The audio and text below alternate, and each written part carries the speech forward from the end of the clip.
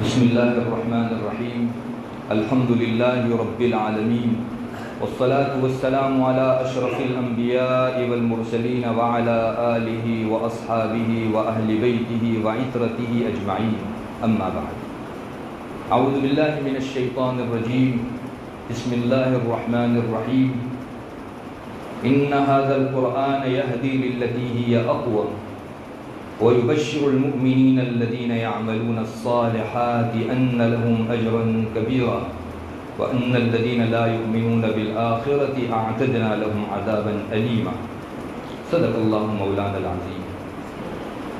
موقر و محترم صدر معزز، علماء کرام، طلبہ عزیز، میرے دینی بھائیوں، دوستوں، بزرگوں، ماشاءاللہ بڑی مبارک مجلس ہے. 24 طلبہ قرآن کریم کے حفظ کی تکمیل کر رہے ہیں اور مدرسے کا یہ سالانہ اجلاس ہے جس میں بہت سارے علماء تشریف فرما ہیں. مجموعی حیثیت سے پروگرام بہت اچھا رہا. 2 مکالمے ہوئے. ان میں سے پہلے مکالمے کے اندر زکوٰۃ کے سلسلے میں 2 طالب علم یا چند طالب علم آپس میں کچھ چیزیں پیش کر رہے تھے. ایک جملہ تھا اس میں، اگر ہم لوگ زکوٰۃ دیتے رہیں گے تو ہمارے بچوں اور بیویوں پر خرچ کون کرے گا؟ یہ جملہ اگر نارمل حالات میں بولا جائے تو کلمہ کفریہ، انسان آن دا اسپاٹ کافر ہو جاتا ہے. اگر کسی پر زبردستی کی جائے کہ تم بولو ورنہ مار ڈالیں گے یا عضو تلف کر دیں گے تو اس کے لیے بولنے کی گنجائش ہے.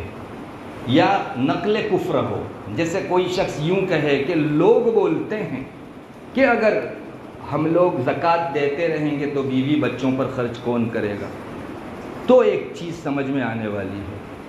مگر مکالمے میں جو ہوتا ہے وہ نقل کفر بھی نہیں ہوتا اور کوئی زبردستی بھی نہیں ہوتی. تو میری درخواست ہے کہ ایسے جملوں سے پہلے اس قسم کا ایک آدھ جملہ بڑھا دیا جائے. لوگوں کا خیال ہے کہ اگر ہم لوگ زکوٰۃ کو خرچ کرتے رہیں گے تو بیوی بچے کا کون ہوگا. ویسے میں تو پھڑک رہا تھا اس جملے کے بولے جانے کے موقع سے. اللہ تبارک و تعالی معاف فرمائے ہم کو. مکالموں کے اندر نقل کفر نہیں ہوتا، تکلم بالکفر ہوتا ہے. اگرچہ جداً نہیں ہوتا، استہزاءً ہوتا ہے، مگر جداً و استہزاءً دونوں طرح تکلم بالکفر مکفرات میں سے ہے. اس لیے میں درخواست کروں گا کہ آئندہ مکالموں میں اس قسم کے جملوں سے پہلے ایک آدھ ٹکڑا بڑھا دیا جائے.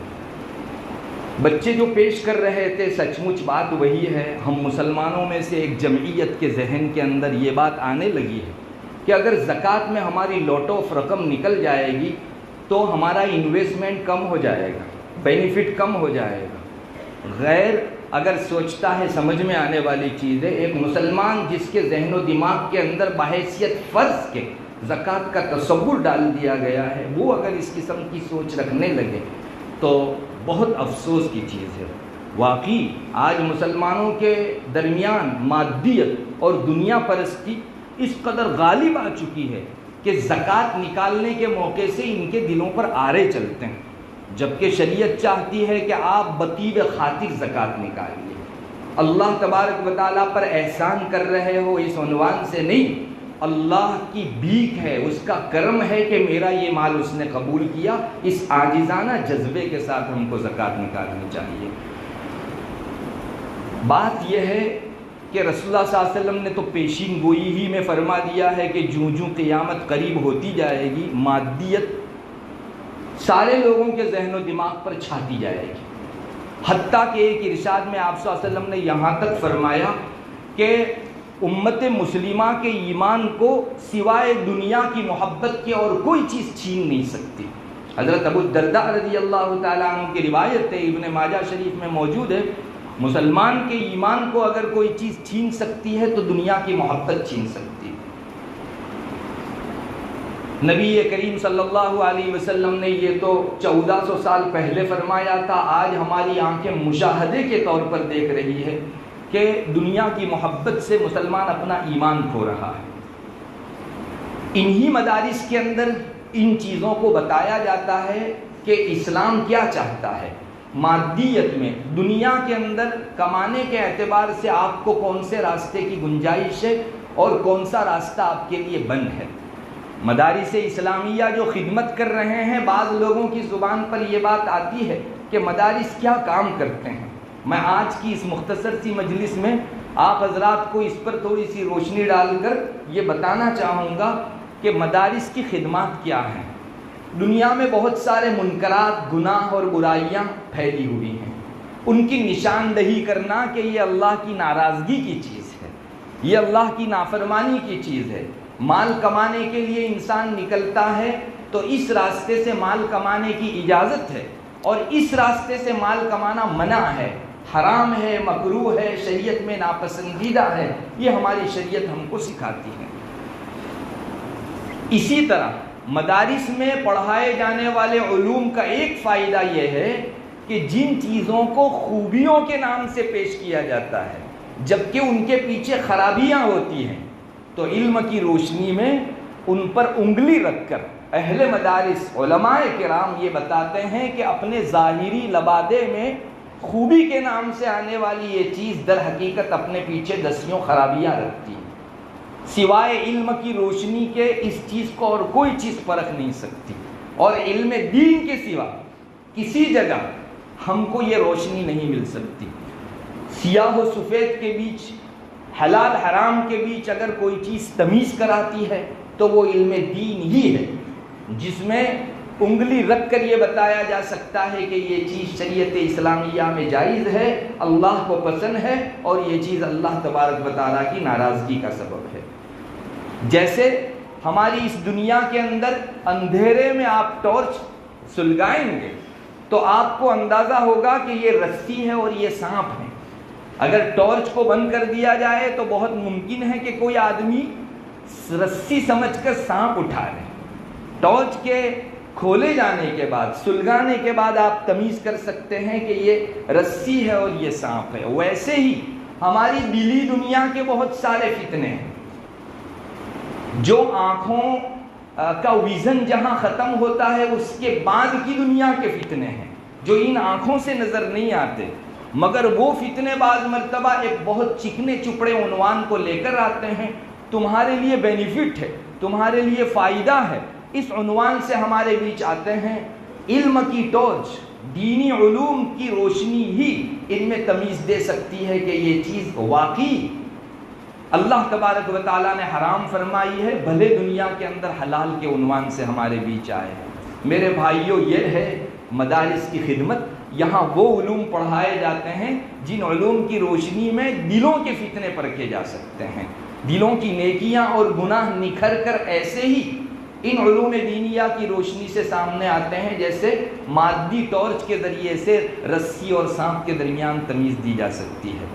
اللہ تعالی ہمارے ان مدارس کے قیام کو مزید برکات کے ساتھ جاری و ساری فرمائے اور ہماری قوم کو اس جانب متوجہ فرمائے۔ اگر ان مراکز کو بیچ میں سے نکال دیا جائے تو دلوں کے اوپر پیش کیے جانے والے فتنوں کی نشاندہی کرنے والے مراکز نہیں باقی رہ جائیں گے۔ سوائے علم دین کے اور کوئی چیز نہیں ہے جو آپ کو انگلی رکھ کر بتا سکے کہ یہ فتنہ ہے۔ اور آج کا یہ دور ہے وہ لبس حق بالباطل کے فتنے کا دور ہے۔ آج باطل اپنے اصل مہرے اور چہرے کے ساتھ نہیں آ رہا ہے، باطل کے اوپر حق کا لبادہ چڑھایا جاتا ہے اور لوگوں کو حق کے عنوان سے باطل پلانے کی خوب کوشش کی جا رہی ہے۔ ایسے موقع کے اوپر شریعت کا یہ علم ہی آپ کو تمیز دلا سکتا ہے اور کہہ سکتا ہے کہ اس چیز میں پڑھنے کی اجازت نہیں ہے، اللہ تبارک و تعالیٰ اس چیز سے ناراض ہوتے ہیں۔ میرے بھائیوں، صرف مادیت کو لے لیجئے، دنیا پرستی کو لے لیجئے، اس میں بہت ساری چیزیں ایسی آ رہی ہیں کہ جن کو اچھے عنوان سے پیش کیا جا رہا ہے، اور بعض مسلمان جنہیں علم سے سروکار نہیں ہے، اہل علم سے وابستگی نہیں ہے، وہ اس قسم کے فتنوں میں پھنس بھی رہے ہیں۔ چنانچہ بہت سارے اکنامک سلیبس چلتے ہیں باقاعدہ لوگ اس میں پی ایچ ڈی کرتے ہیں، مہارت حاصل کرتے ہیں، تو ضروری نہیں ہے کہ اس کا ہر فارمولہ اسلام سے ہم آہنگ ہو۔ ہم کو تمیز دے کر کون سی چیز ہمارے لیے بینیفٹ کی ہے اور شریعت میں جائز ہے اسے پرکھنے، اور کون سی چیز ناجائز اور شرعی نقطۂ نظر سے لاس کی ہے اس کو پہچاننے کی ضرورت ہے۔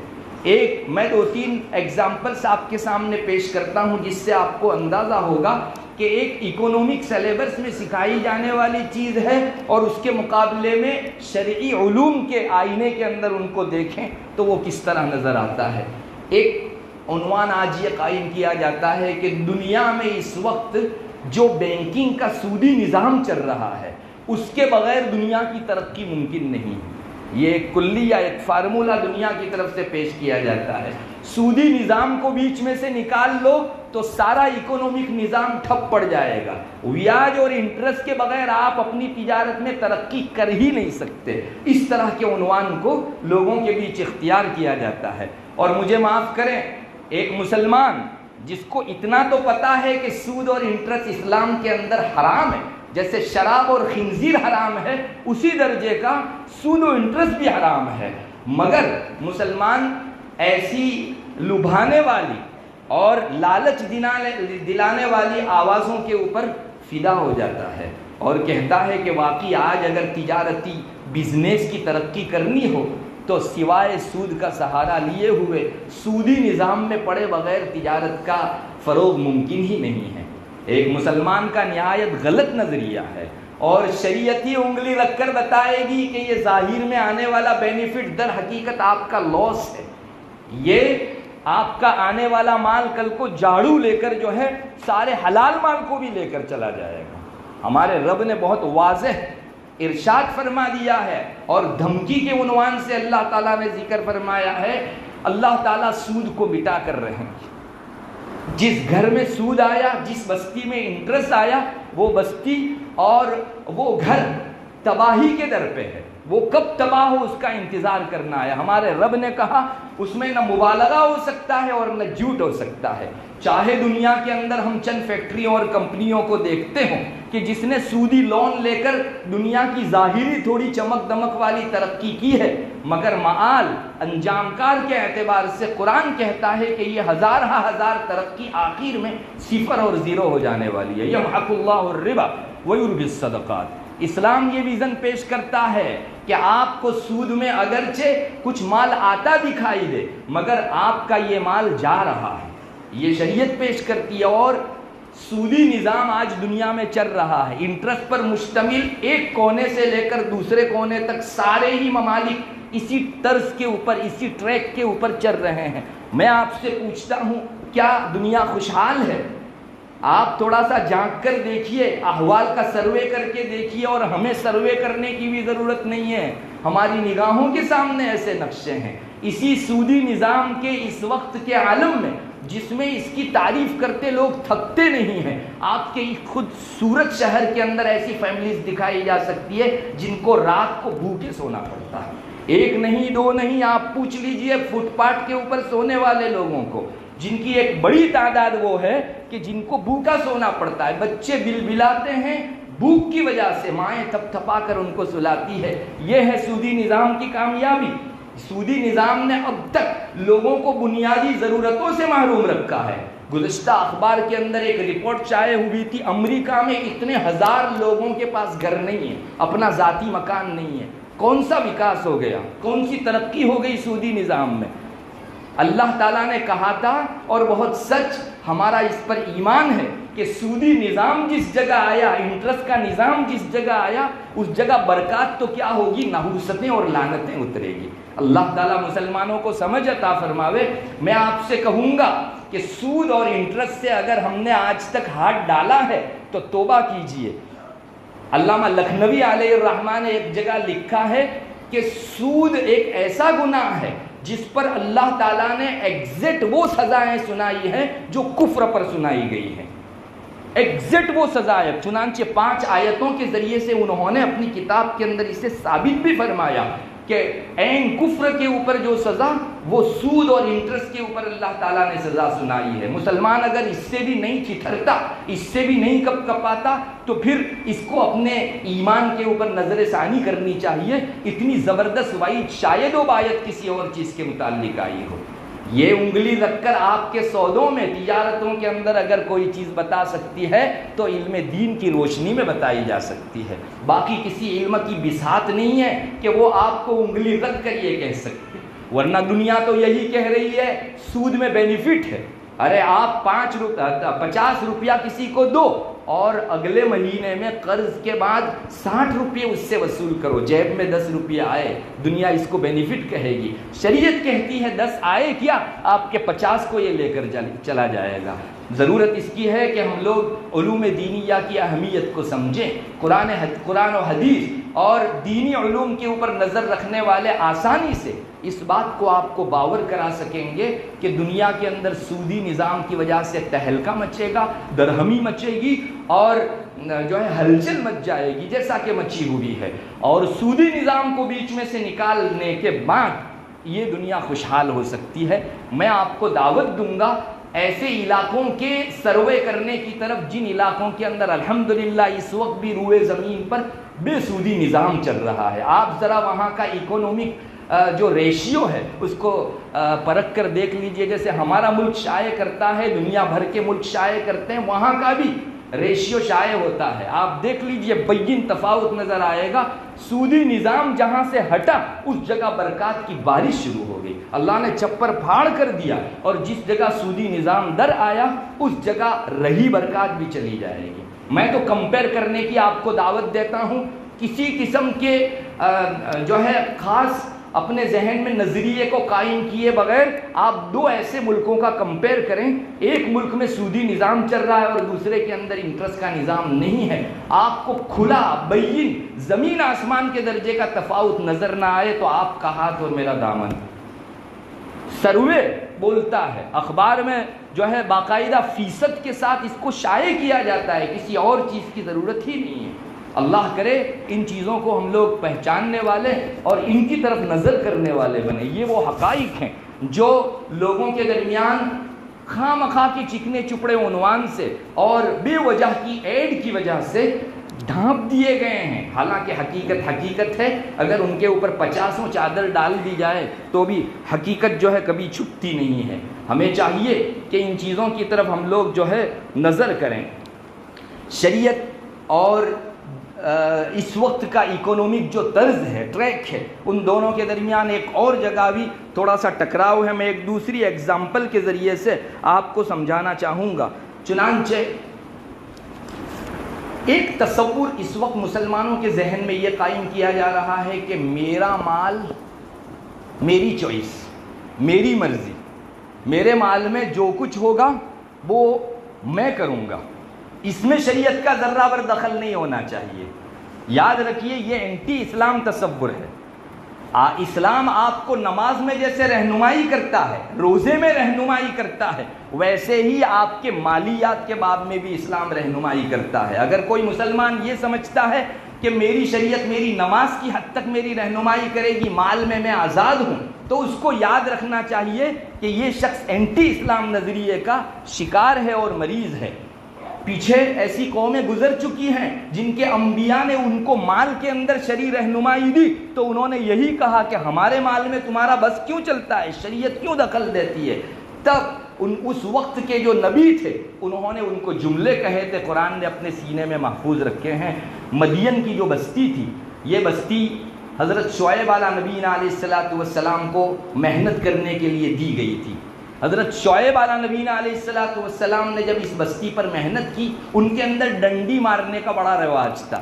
آپ کو جیسے آج بھی مارتے ہیں لوگ ڈنڈی. چنانچہ 1 لیٹر آپ پیٹرول دینا چاہیں تو اپنے اندر ایسا سیٹنگ کرتے ہیں کہ پورا لیٹر سامنے والے کے پاس نہ جائے، اور سامنے والے نے کیلو اگر آپ سے کوئی چیز خریدی ہے، بڑی مہارت سے ڈنڈی مار کر اس کے کیلو کا حق چند گرام کم کر کے بٹورا جاتا ہے. اس کو ڈنڈی مارنا کہتے ہیں. حضرت شعیب علیہ نبی علیہ السلام نے دونوں طرح سے اپنی قوم کو بتایا کہ یہ تمہارا طریقہ ٹھیک نہیں ہے، اللہ ناراض ہوتا ہے، اس کی وجہ سے مجھے تم پر عذاب کا اندیشہ ہے. ولا تنقصوا المكيال والميزان انی اراکم بخیر وانی اخاف علیکم عذاب یوم عظیم. انہوں نے فرمایا کہ مجھے اس بات کا اندیشہ ہے کہ ڈنڈی مارنے کا اور لوگوں کے حقوق کو اپنے پاس رکھے رہنے کے اس ٹریک پر تم جاری رہے، اللہ کا عذاب اتر سکتا ہے تم پر. پھر یہ بھی فرمایا وَيَا قَوْمِ أَوْفُوا الْمِكْيَالَ وَالْمِيزَانَ وَلَا تَبْخَسُوا النَّاسَ أَشْيَاءَهُمْ وَلَا تَعْثَوْا فِي الْأَرْضِ مُفْسِدِينَ. یہ وہ نظریہ تھا جو مادی نگاہوں سے دکھنے والے نظریے کے اپوزٹ تھا. میں تو یہ دیکھوں گا کہ میرے پاس 400 گرام زیادہ بچ گئے اور 400 بڑھ کے شام کو میرے پاس بہت زیادہ بچ جائے گا، مگر لوگوں کا خون چوسا ہوا مال، سامنے والے کا حق آپ نے لوٹ لیا، اس کو پورے 1000 گرام دینے چاہیے تھے، آپ نے 800 گرام دے کر اس کا حق مارا ہے.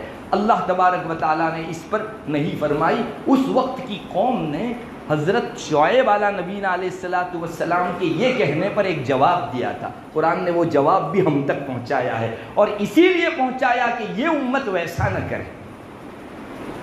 انہوں نے کہا، ان کی قوم نے قالوا یا شعیب اصلاتك تأمرك ان نترك ما يعبد آباؤنا او ان نفعل في اموالنا ما نشاء انك لانت الحلیم الرشید.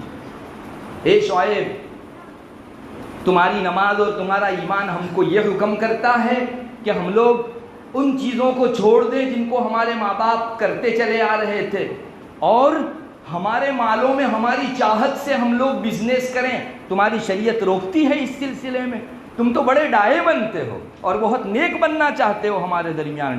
ٹون کے لہجے میں اور توڑا مارنے کے لہجے میں ان کی قوم نے یہ بات کہی تھی کہ تم کو ہمارے مال میں بولنے کی اجازت نہیں، شریعت رہنمائی کرے گی فقط عبادت کی حد تک. اللہ تبارک و تعالیٰ نے اس کو عذاب کا ذریعہ بنایا. اور قوم مدین کا کیا ہوا اس رکوع کے آخر میں آپ دیکھ لیجئے. پوری قوم بحیثیت قوم کے تباہ کر دی گئی. جو شروع میں ان کے نبی نے کہا تھا کہ اگر مالی نظام میں تم اللہ کے حکم کو نہیں مانو گے، مجھے اندیشہ ہے کہ پوری قوم تباہ برباد کر دی جائے، اور صفحہ ہستی سے مٹا دیا گیا قوم مدین کو. میرے بھائیوں، یہاں اسی لیے قرآن نقل کرتا ہے رسول اللہ صلی اللہ علیہ وسلم کو یہ چیزیں، یہ قصے اسی لیے بتائے گئے کہ یہ امت اللہ کے واسطے ایسا نہ کرے، ورنہ ان کا جو حشر ہوا اس امت کے اوپر بھی وہ حشر طاری ہو سکتا ہے.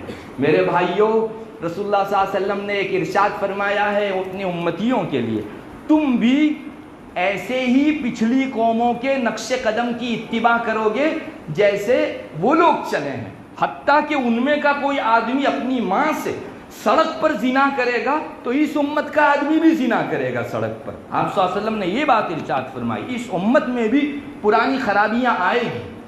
چنانچہ آج ہماری آنکھیں دیکھ رہی ہیں، ڈنڈی مارنے والے مسلمانوں کی کمی نہیں ہے.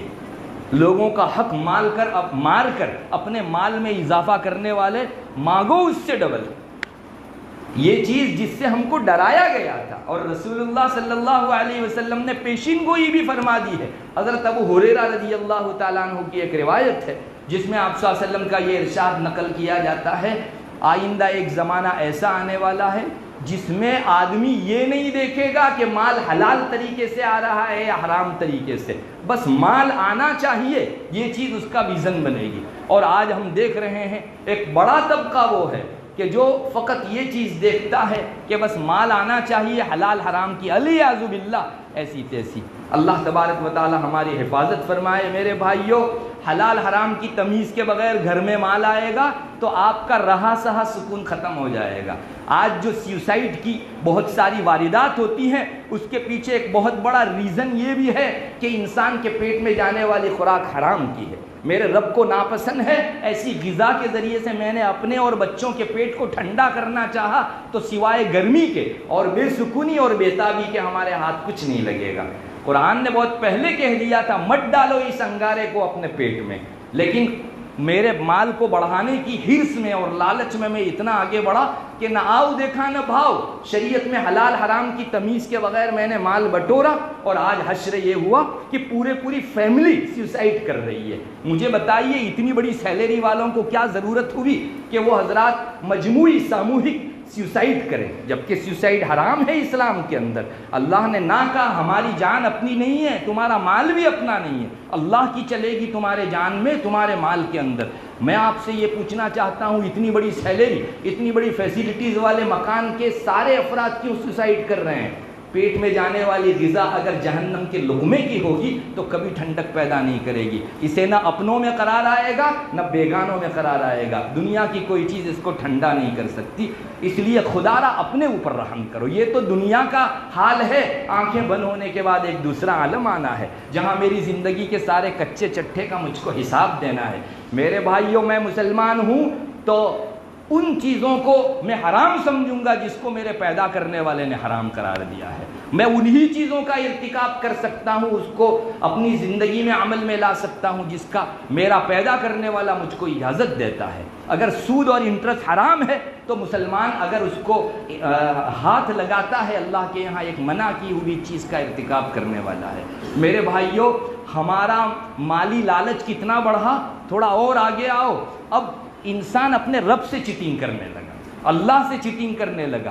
سود حرام ہے، انٹرسٹ حرام کر دیا شریعت نے، تو اب عنوان بدل دیا اور پینلٹی کے نام سے وصول کیا جا رہا ہے۔ پینلٹی وہ سود ہی تھی۔ جیسے آپ نے کسی شخص کو 10,000 روپیہ قرض دیا، آپ نے کسی شخص کو 10,000 روپیہ قرض دیا کہ بھائی میں جب مانگوں تب واپس دے دینا۔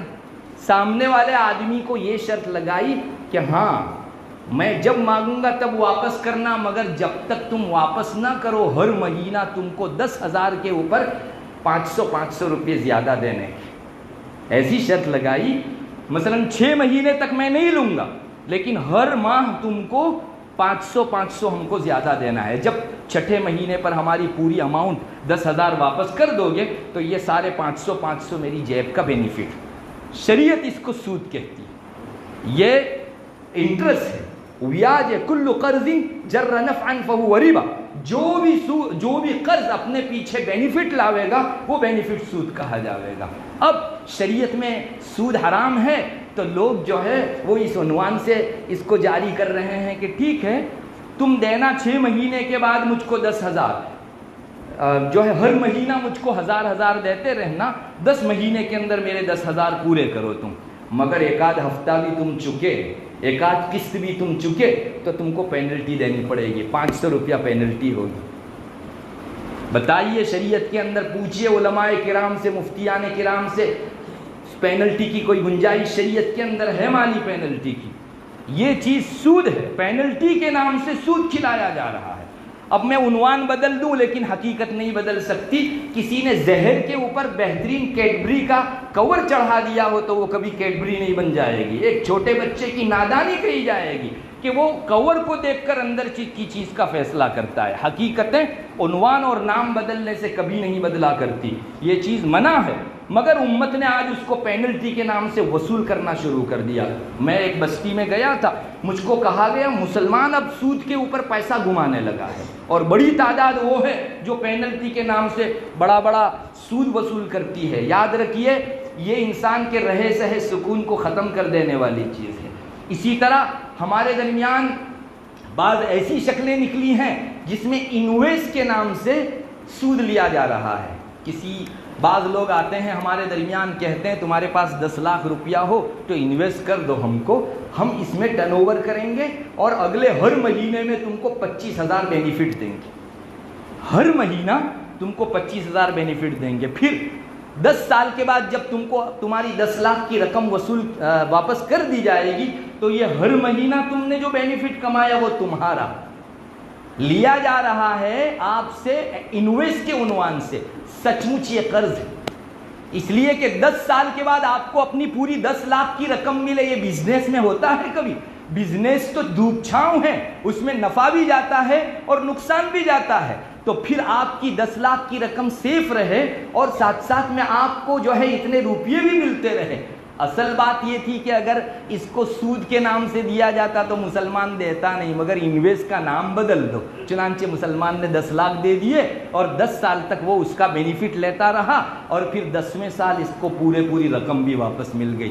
یاد رکھیے یہ سود ہے، انٹرسٹ ہے، کوئی تجارت ایسی نہیں ہے جس میں شیورلی آپ کہہ سکیں کہ اس میں بینیفٹ ہی ہوگا. لاس گیا تو کیا, اور لاس جانے کے بعد آپ کو جو 25 ہزار ہر سال مل رہے ہیں اس کا کیا؟ بینیفٹ میں نفع ملتا ہے, لاس میں کہاں نفع ملتا ہے؟ پھر کیوں دیا جا رہا ہے؟ یہ ہے انٹرسٹ. ہم لوگوں نے جو ہے بزنس اور انویسٹمنٹ کے نام سے اس چیز کو روا رکھنا شروع کر دیا. یاد رکھیے, عنوان بدلنے سے چیز نہیں بدلا کرتی. اللہ کے یہاں پینلٹی کے نام سے اس کو جاری کرو یا سود کے نام سے, انویسٹ کے نام سے جاری کرو یا پھر سود کے نام سے, دونوں چیزیں اپنی حقیقت کے اعتبار سے حرام تھی, ہے اور رہے گی. میرے بھائیوں, ایسی چٹنگ یہود نے کی تھی. قرآن کریم نے اس کو ذکر کیا ہے. اپنے یہاں رسول اللہ صلی اللہ علیہ وسلم کے ارشاد میں یہ چیز ملتی ہے. آپ نے ایک ارشاد میں فرمایا اللہ ان کا ناش کرے. اللہ تعالیٰ نے ان پر چربی حرام کی تھی کہ چربی جو ہے وہ تم لوگ کھا بھی نہیں سکتے, بیچ بھی نہیں سکتے. لیکن ان لوگوں نے چربی کھائی تو نہیں, مگر چربی پگھلا کر بیچا اور اس کے پیسے سے پھر جو ہے اپنے مزے اڑائے. رسول اللہ صلی اللہ علیہ وسلم نے فرمایا انہوں نے اللہ کے ساتھ چیٹنگ کی. ارے چربی حرام تو اس کو کھانا بھی جائز نہیں اور بیچ کر پیسہ لینا بھی جائز نہیں. آپ نے اسی لیے یہ ارشاد فرمایا کہ میرے امتیوں کے اندر بھی اس طرح کا نام بدل کر چیٹنگ کرنے والے لوگ آئیں گے. آپ صلی اللہ علیہ وسلم کے ارشادات پچھلی قوموں کی تاریخ میں اسی لیے ذکر کیے جاتے ہیں. میرے بھائیوں, اتنے واضح ارشادات کے باوجود بھی اگر میں اپنی شریعت سے نہ پوچھوں اور اپنی شریعت سے معلومات حاصل نہ کروں اور میرے ذہن اور مینٹالٹی کے اندر یہ بات بیٹھ جائے کہ میری شریعت میری نماز روزے کی حد تک ہی رہنمائی کرتی ہے, مالیات کے باب میں آزاد ہوں, تو مجھے بتائیے یہ قوم مدین کی طرح ہم لوگ ہو گئے یا نہیں؟ اللہ ہماری حفاظت فرمائے. ان کا انجام ہوا, اللہ ایسے انجام سے قوم مسلم کی حفاظت فرمائے. یہ سب چیزیں ذکر ہی اس لیے کی گئی تھی کہ جو منع وہ چیز منع ہی رہے گی. ایک اور ایگزامپل آپ کے سامنے ذکر کرتا ہوں. آج کسی مسلمان کے پاس مان لو کہ ایک بڑی رقم ہے, اماؤنٹ ہے,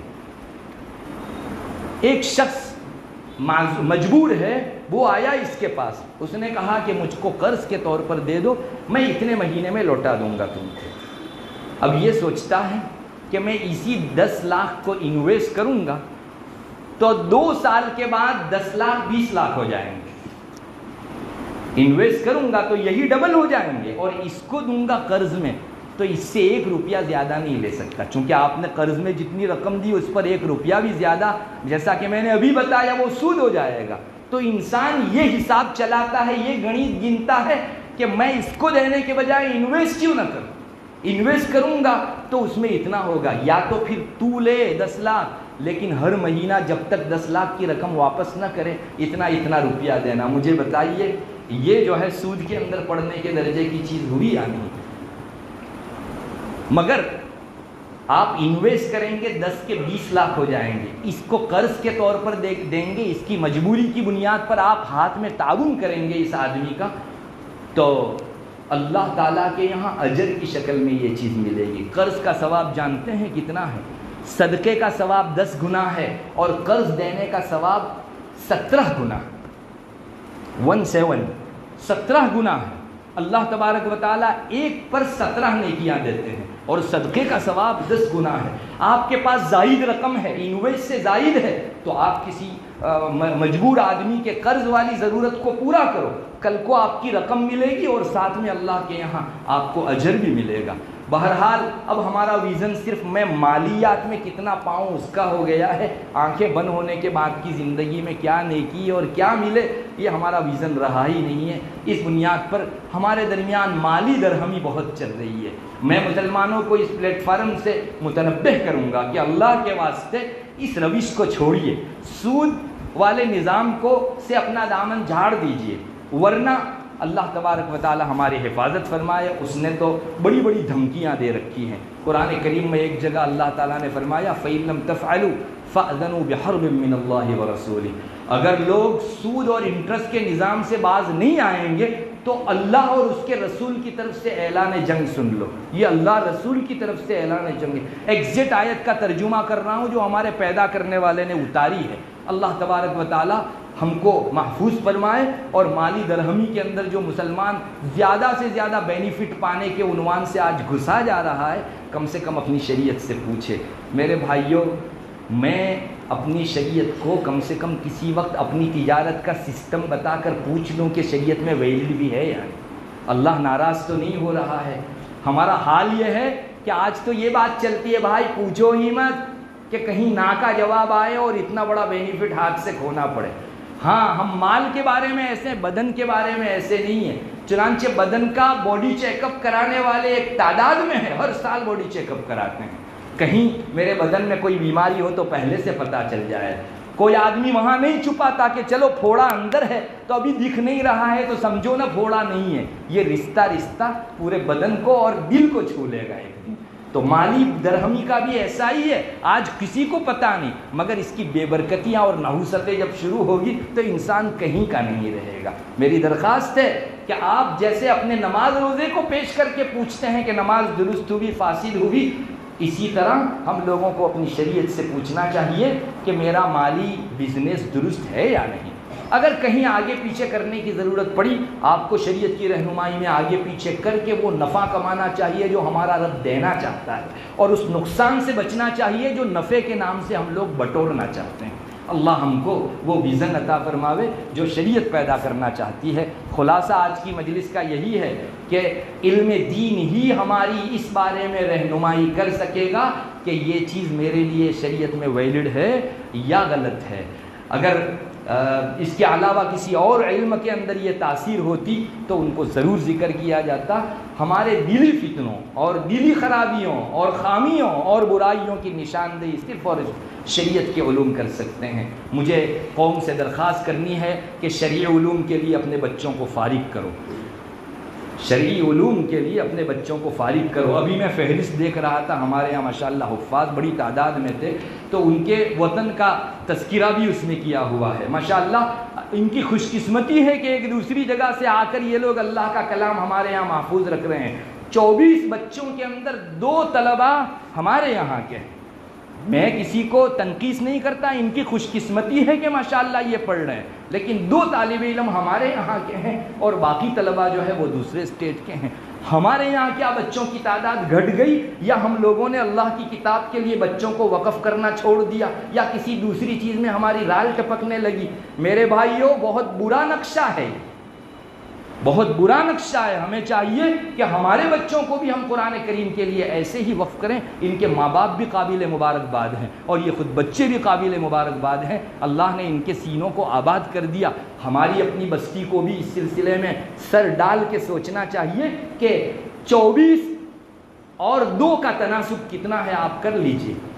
یعنی علم دین کے حوالے سے ہمارا ریشیو جو ڈاؤن ہو گیا ہے، اللہ ہی اس کا محافظ ہے. ہم لوگ کسی دوسرے ٹریک پر جا رہے ہیں. میں آپ کو اس موقع پر کھلا ڈرانے والا ہوں کہ اس فہرست کو دیکھ کر یہاں کے لوگ کم سے کم علم دین کے لیے اپنے بچوں کو فارغ کرنے کے حوالے سے سر جوڑ کر بیٹھیں اور کچھ سوچیں، ورنہ اگلا نقشہ کوئی اچھا نہیں ہوگا. اللہ تبارک و تعالی ہمیں یہ پیغام لے کر جانے کی توفیق دے کہ جس طرح عصری علوم کے لیے ہمارے کچھ بچے جاتے ہیں، ایک بڑی تعداد مدرسے کے علوم شرعیہ کے لیے بھی ہم لوگ وقف کرنے والے بنیں.